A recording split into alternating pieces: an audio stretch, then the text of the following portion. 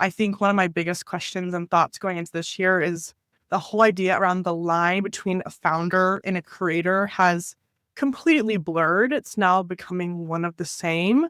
How do you balance growing a personal brand, simultaneously building multiple companies, and any tips for others looking to do the same? Yeah, it's such a fine line to dance on, Lindsay. I think you've got to be really thoughtful about how you allocate your time, especially when you're balancing operating in the weeds with being able to provide some thinking time to actually create some meaningful content that will resonate with your audience. So I find time blocking to be massively beneficial in my day. I know that there's a certain amount of time every morning that I put towards writing and creating, whether that be through text, through video, through some other visual medium. I know that that is my sacred time that I need to mark off in my calendar to avoid any other meetings or any other competing individuals trying to get hold of me. Otherwise, it just doesn't get done. And similarly with the operating, you know that once you've given yourself the opportunity to create, then when you're operating, you've sort of already got that win for you for the day. And I think doing that is a really nice marriage because you're able to see success on both fronts, right? It's you're pushing both the content forward, but also most importantly, it's the business, it's taking care of your people and being really present with them throughout the rest of the day. Yeah, and not just present with your team, it allows you to be present with your customers.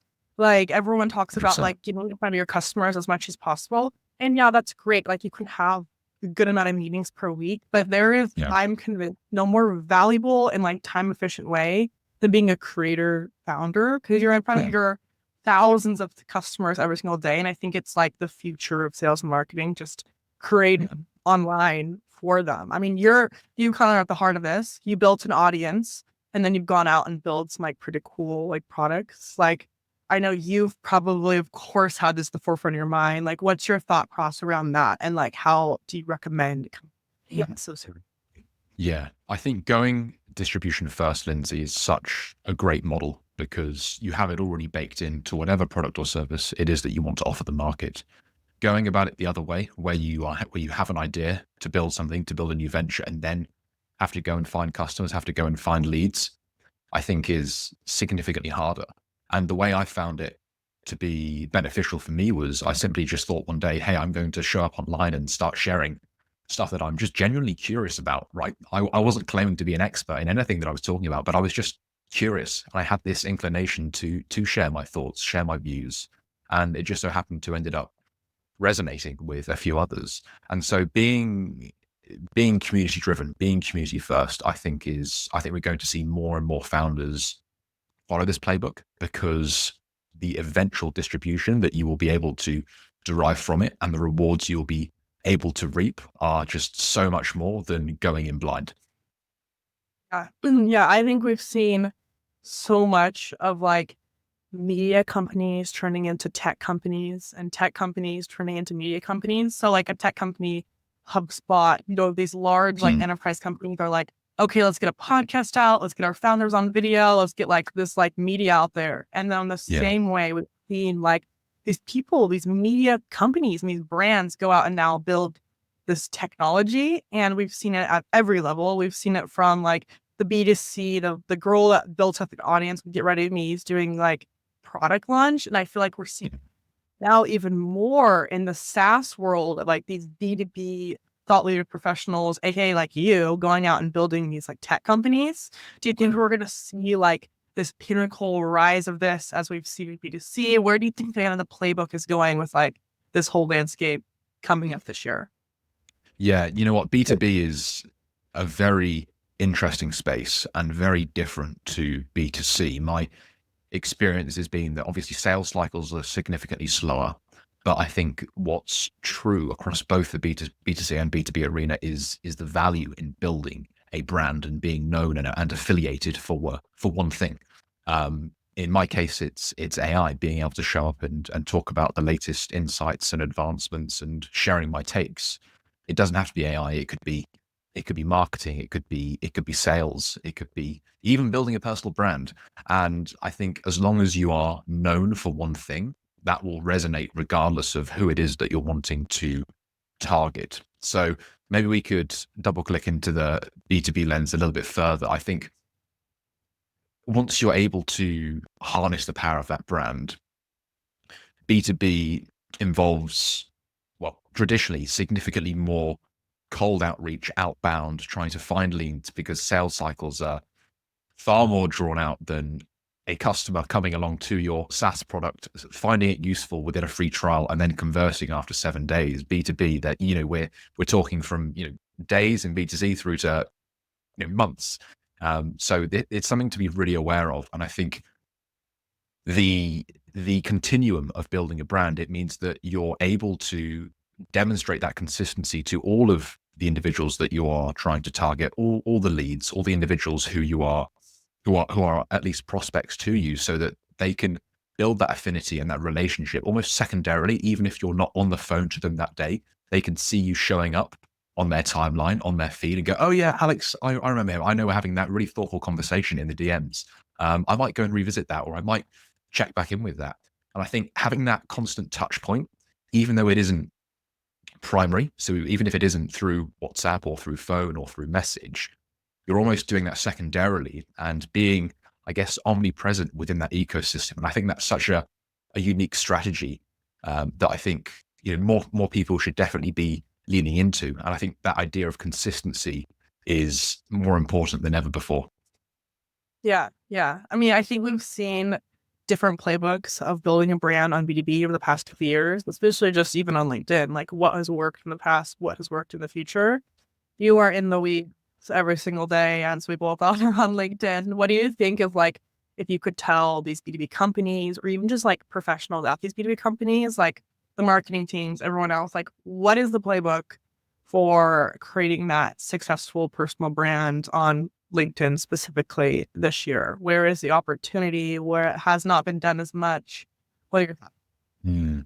Yeah, I think the opportunity is right, especially on LinkedIn. I think we're really seeing the growth arc come to light with LinkedIn. It almost feels a little bit like Twitter back in the sort of 2020, 2021 days, where people are just starting to pay a little bit more attention and see it as a creator-driven platform, as a content-driven platform, as opposed to something that you just share some backhanded thoughts on. So in terms of the opportunities, especially for enterprises and for businesses, I think being able to hone in on and find a champion for your brand, I think is so important, because at the end of the day, humans form relationships, they form affiliation with other humans.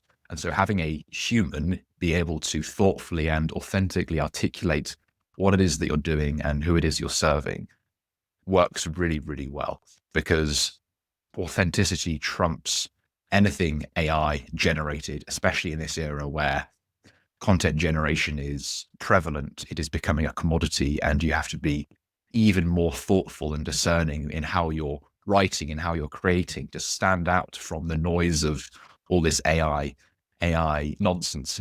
No, I'm not going to call it nonsense, but there's a ton of AI generated content that is this, I guess it's now the baseline, especially on LinkedIn. You see it in comments, you see it in organic content as well. So just spending a little bit of time writing thoughtfully and authentically can set you above the competition, heads and shoulders. So I think really coming at it from that authentic, individualized angle, really personalizing it, I think will do you very well. Yeah, I just love that idea of having that brand champion. I think this year we're going to see this rise, this thing I'm calling the corporate creator, Yeah. like the person, CMO, the head of marketing at these companies that go out and actually start creating the content on LinkedIn, like start doing the doing, because it's like exactly what we say. On one hand, it's like these other brands can identify and really resonate with this person on LinkedIn, because the end of the day, marketing is the people to people activity always, can be B2C, can be B2B.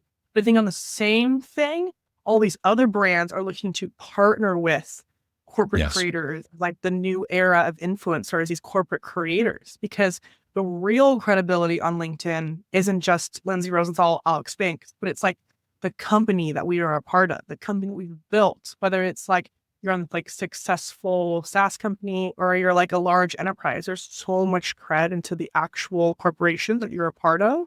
I think the right corporate creator is going to be one of the biggest things we see this year in like marketing, B2B marketing. I think it's like every company to start leaning into that. Every professional start thinking about like becoming a creator. I think that will be huge this year.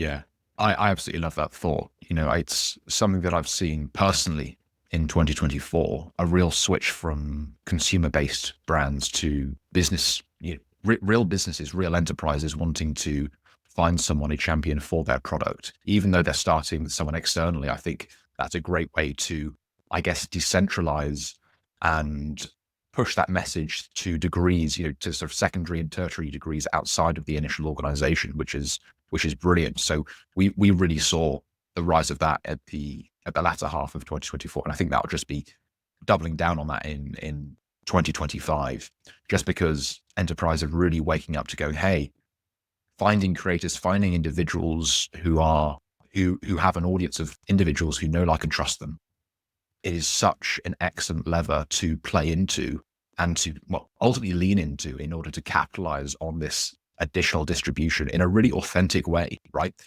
You, me, all of our creative friends, they speak in their voice that is true to them, that is authentic to them. And being able to do that in ways through partnerships, through collaborations, I think is just that next degree further. And we're going to see so much more of that moving into the new year. Yeah, yeah. Okay, as one of like a top voice on AI in LinkedIn, I want to hear your thoughts on where the creation of SaaS businesses is going in the next 3 to 5 years. At this point right now, well, a couple years ago, in order to build a platform, it took, I don't know, 2 or 3 years. Like it took literally forever to build. Now, Yeah. like you're building like a SaaS startup, I'm building a SaaS startup. Like you can build these things in like 3 to 6 months, like pretty solid ones. And by next year, the year after that, you can build in a week. And then soon you can build in a day. And soon you can literally whip something up in an hour. And I think even Greg Eisenberg had a good post on this about how their meetings are no longer just like note takers. It's like someone's using Cursor, someone's using these things to just like build up the tool by the end of the call and just kind of play around with. Where do you think, like, do you think in the future we're not even going to have like startups and SaaS businesses? Like everyone's going to have such good tools to build it themselves. What are your thoughts here? Mm. You know what, Lindsay, this is a topic that interests me so much because I'm right in the weeds now building Grow Hub, which we just launched this month, and I am a non-technical individual. Right, my background isn't in engineering yet. I've been able to teach myself full stack software development over the last few months, starting to at least, by leveraging AI, leveraging these tools that let you interface with something innate to us all, which is natural language. And I think being able to do that, it just unlocks this whole new generation of builders that we're seeing today. People can get started with literally an idea using tools such as V0, Lovable, Cursor, and also really leaning into the agentic capabilities of these tools as well. For example, the agent functionality within Composer on Cursor, has helped us build front end for GrowHub. And I think it's just tremendous when you think about, okay, what are the constraints, but also what are the capabilities of these tools? I think it's really important to recognize where the shortcomings still are so that you don't get blindsided and fall into any traps, but also really doubling down in terms of what are the capabilities, what are these tools good at? For now, they are actually quite good at building the front end to these applications. The back end, the AI, the interfacing of all of those things, still there is a way to go. But at least on the front end, you can now create clickable components that work and you can go, hey, I can actually hand this off now to a full stack developer. And we are so much further down the line than even from, say, a Figma mockup. So the ability to create something meaningful today is now easier than ever before. But as well as, this is the worst that it will ever be. We have so much further to go. And that's what really excites me about the next 3 to 5 years, is because we are just seeing the glimmers of opportunity taking place. And I think it's really up to the individual to grab hold of these tools, just get stuck in, start building anything that really sparks that curiosity and, get going, then get good, not the other way around. I used to spend far too many times, I used to spend far too much time reading books, watching YouTube videos, understanding, okay, I need to memorize these functions and these formulas, but actually get stuck into the tool, just make something, and you will learn far quicker than if you were gathering gear on the sidelines. So that's something that really fascinates me. And then maybe as a sector on the whole, SaaS software, where do I see that going? I see a tremendous opportunity in niche products. products that are solving a very, very tight problem that rely on specialized knowledge that an individual, typically the founder, possesses, and they can then infuse into that product that they're building.